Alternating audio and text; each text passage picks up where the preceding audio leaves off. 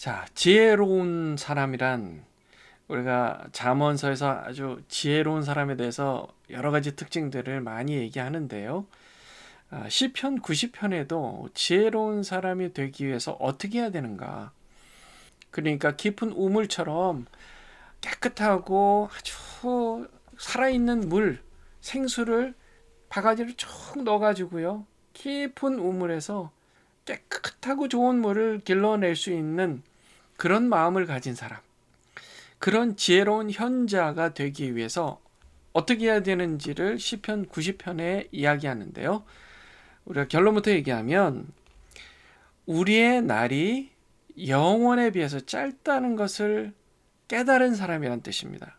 우리의 날, 이 땅에서의 삶의 시간이 저 하나님 나라에 비하면 정말 아주 짧은 시간에 불과하다는 것을 느끼고 알고 또 그것을 삶에 반영하면서 사는 사람을 지혜로운 자다, 그렇게 얘기를 하는 거예요.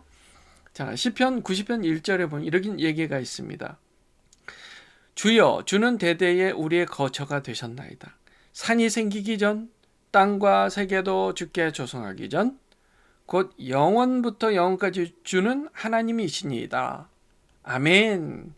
시편 기자는요, 하나님의 그 광대하심, 시간의 전에도 계시고 시간의 후에도 계실 영원하신 하나님, 그 하나님을 찬양함으로써 지혜자가 될 수 있는 파운데이션, 기초를 만든다는 거예요. 그리고 나서요, 거기에 비하여 사람은 얼마나 작은 존재인지를 아는 게 중요하다. 주께서 사람을 티끌로 돌아가게 하시고 말씀하시기를 너희 인생들은 돌아가라 하셨사오니, 그러니까 우리의 삶을 태어나게 하시는 분도 하나님, 티끌로 돌아가게 하시는 분도 하나님이다. 주의 목전에는 천년이 지나간 어제 같으며 밤의 한순간 같을 뿐입니다. 하나님이 크신 하나님으로서 천년이 정말 하룻밤과 같이 느껴지는 그런 하나님이다, 그런 분이다 라는 것을 아는 거예요. 밤의 한순간 같다. 천년이 밤의 한순간 같다. 하루도 아니에요. 5절 말씀에 보면 이런 얘기를 해요. 주께서 그들을 홍수처럼 쓸어 가시나이다. 그들은 잠깐 자는 것 같으며 아침에 돋는 풀과 같으니이다. 풀은 아침에 꽃이 피어 자라나다가 저녁에는 시들어 마르나이다. 우리는 주의 노에 소멸되며 주의 분내심에 놀라나이다. 우리 인생은 아침에 핀 꽃과 같아서 저녁이 되면 말라버리는 그런 정말 풀 한 포기와 같은 그런 존재일 뿐이다.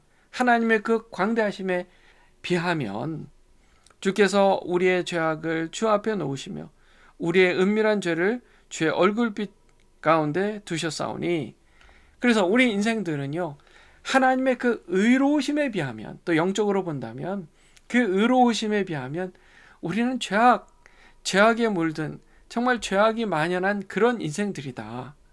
그리고 그 죄악에 대해서 하나님이 노하시면 그냥 완전히 사라져버리는 그런 존재다.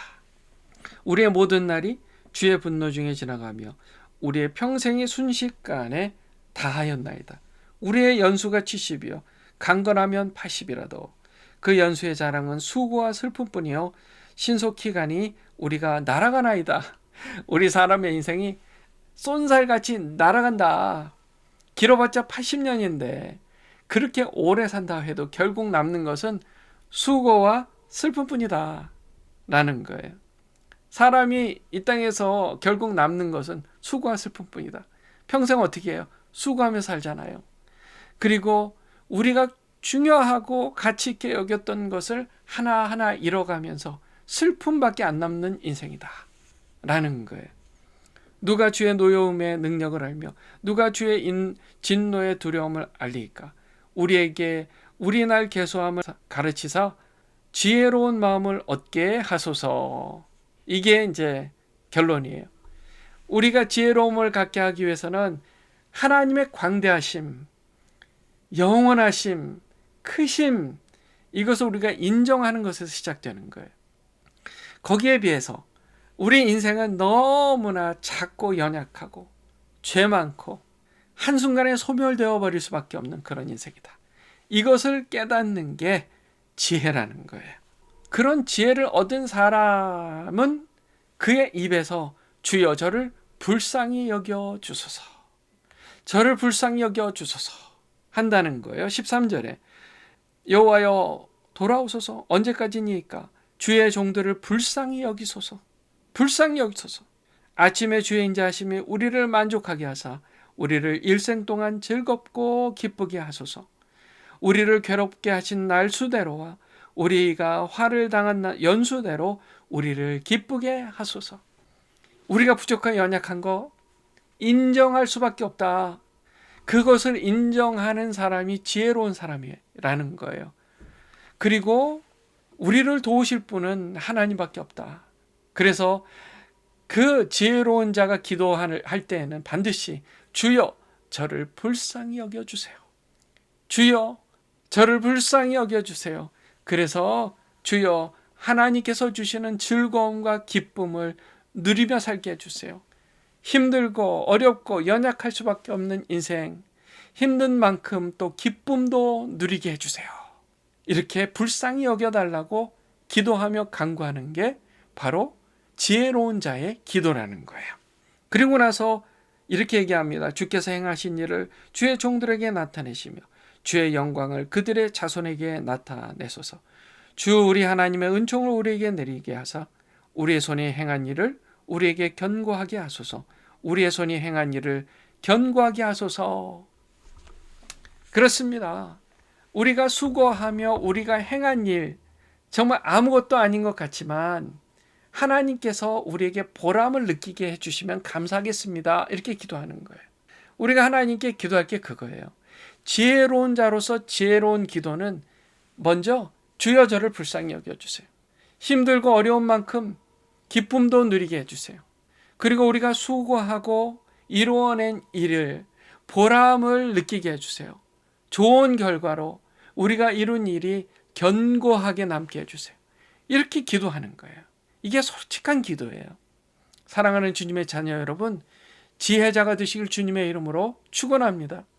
그러기 위해서 먼저 하나님의 크심, 광대하심, 의로우심을 인정하고 그에 비해 나는 너무나 연약하고 부족한 죄인이라는 것을 인정하심으로 주여 저를 불쌍히 여겨주세요. 기도하시는 저와 여러분들 다 되시길 주님의 이름으로 축원합니다. 기도하겠습니다.